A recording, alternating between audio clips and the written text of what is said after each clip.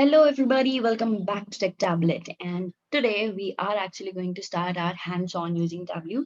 That is, we're going to create a bar graph using Tableau. So, this is the first kind of report that we are trying to create in Tableau. So, yeah, let's just move ahead towards the agenda. Agenda is pretty simple again. What is the bar graph? And we're going to create a bar graph using Tableau. That's it. It's as simple as that. My name is Abidunisa. I'm a technical trainer.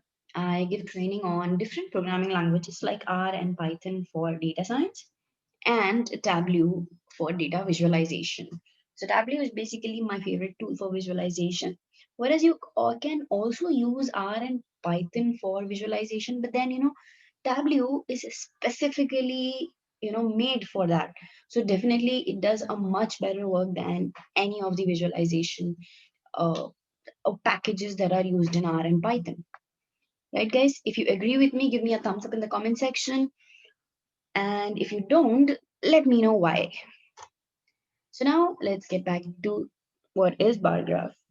So I'm not sure how many of you know how does it look like, but yes, we have done this in our school, right? We already know it from our school days. So bar graphs, these are pictorial representations of data. They are in the form of vertical or they are also, so you can see these are vertical, these are also horizontal, and they are rectangular bars basically. So with the length of the bars, they are proportional to the measure of data. So whatever is your measure you'll be seeing here, so based on that you will be marking and creating your bar graph, right? So it's proportional to the measure of the data that you are taking. Now they are also called as bar charts, they are also called as bar plots, and it is one of the means for handling data in statistics: collection, presentation, analysis, organization, interpretation of observation of this data.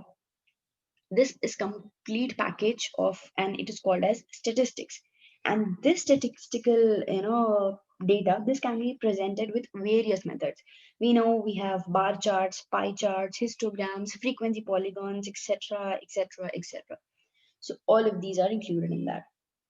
Now, the bars here, they are drawn which are of uniform width and variable quantity, and they are represented in one of the axes. Also, we know that the measure of variable is depicted on the other axis.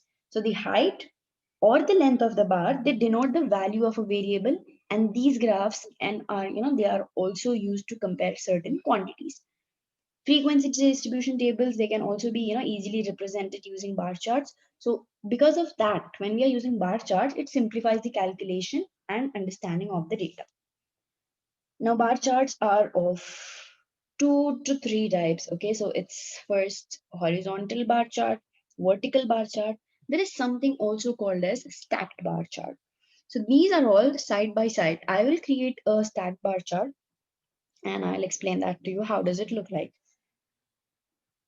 Okay, now we know that the graph can be plotted using horizontally or vertically. The most usual type of bar chart is a vertical bar graph. We usually have seen this, right?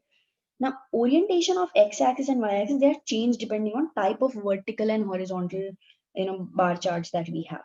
Now, apart from these, like I told you, we have grouped bar like this, and we also have stacked. So instead of side by side, these will be one, one upon the another.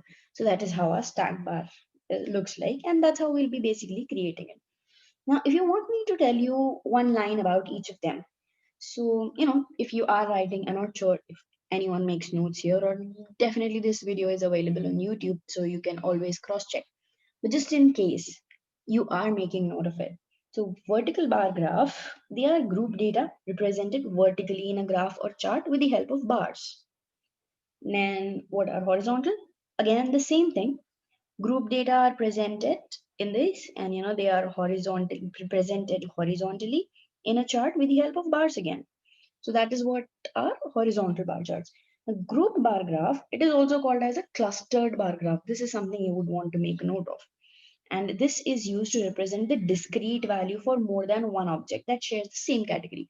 So yes, no, good, bad, and all these are discrete values. So if there is something like that, so you have an audience, you have been speaking, and you have an audience who want to give you a feedback. So and suppose it's a yes or no. Was the session good or bad? So this is good, this is bad maybe, or this is bad, this is good maybe. Okay, so that's how you'll be representing these group bar. Now what is stacked bar chart? Again, these stacked bar charts, they are called as composite bar charts. Grouped are called clustered, stacked are called composite bar charts, and they divide the aggregate into different parts. That is what these bar charts are. Now let me give you one example, or one case study basically, where you can use these bar charts. So they are often used to match things between different groups or to trace changes over time. Yet when trying to estimate changes over time, bar graphs are more suitable when changes are bigger. So they possess a discrete domain of divisions and are normally scaled so that all the data can fit into one graph, right? So yeah, that's how it is. Suppose if you want to know, you have certain employees, a number of employees, and you have been given a percentage of monthly salary of each employee. So that is when you can represent such things in a graph.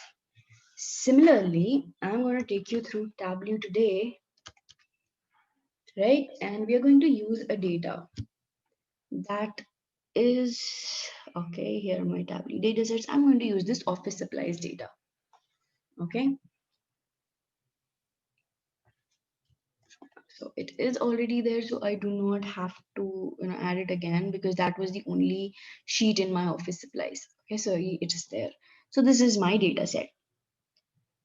Now what I want to do is, okay, this is not area chart. We're going to create a bar chart. Name it a bar chart, then go ahead. Now what we will be doing is, let's try to create some charts.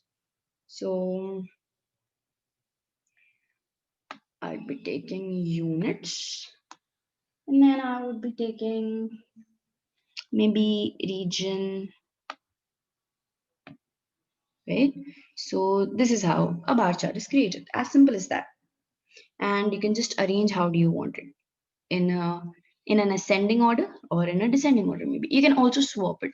So these are our horizontal while these are our vertical. So it's as simple as that, and you can always label it. So how would you label it? So if it's a region, just put in this, you can see it's labeled like that. And if you want to give different colors to it, again, drag region and put it into colors. So can you see? We have different colors as well. And we have also labeled it. Now what you can do here is, when you are labeling, you can change the alignment as well. So how do you want to label it? This looks good, right? So however you want to label it, you can also mention that. Now let's try something else. Let's try to add item, and let's see what happens. Okay, so these are our side by side charts, and we have created for different regions, and then we have taken items. Now what I would do is, I would remove region from colors, I would add item into colors. See, so this is how colorful my graphs looks like. Now these are side by side vertical charts. Can I also create the same in horizontal? I can. So from label, I think I can remove it because it's already given here. So again, in labeling, I'll also put the items so that that's pretty clear for us. So binder, desk, pen, pen set, and this is how it goes. Now suppose these here are stacked charts, stacked bars. Now before doing that, let me just show you something here. When I am hovering over this stacked bar chart, I can see there is one or more dimension and one or more measures. Similarly for this horizontal bars, I will require 0 or more dimensions. So I do not need dimensions, I just need measure. I'm sure you guys remember dimensions are these and measures are the ones which have numerical values, right? So those are dimensions and measures. Now you can just use a stacked bar chart as well. This is how a stacked bar chart looks like. Now you might as well want to label this, and you might as well want to change the alignment. Okay, so doesn't this look better? So yeah, this will help you, analyze it well. Now what I want you guys to do, just look at these visualization. You might as well want to create one by yourself and mention in the comment section below what could you understand by this bar chart that I have created? Definitely it has some meaning. I wouldn't have created it just like that, right? So I want you to tell me what could we analyze through this, right? And yeah, that's the task for you today. So what did we do today? We basically just understood, what is bar chart, and how is it important to us, what is it used for, what are the different types, and we tried to create a bar chart using Tableau. So I hope you guys were able to understand. And if you have any questions for me, do mention them in the comment section below. And if there's anything else that I haven't mentioned, if I haven't forgotten to mention, so yeah, do let me know that as well. Right? So let's keep these sessions interactive so I know that you guys are with me and following up through the sessions. Thank you very much for being with me throughout this session. Goodbye, guys. Happy learning.